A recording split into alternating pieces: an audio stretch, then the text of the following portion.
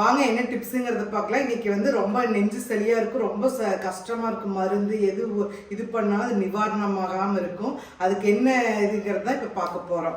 பாருங்கள், ஒரு கைப்பிடி அளவுக்கு இந்த அளவுக்கு புதினா தலை எடுத்துக்கோங்க, ஒரு கைப்பிடி அளவுக்கு.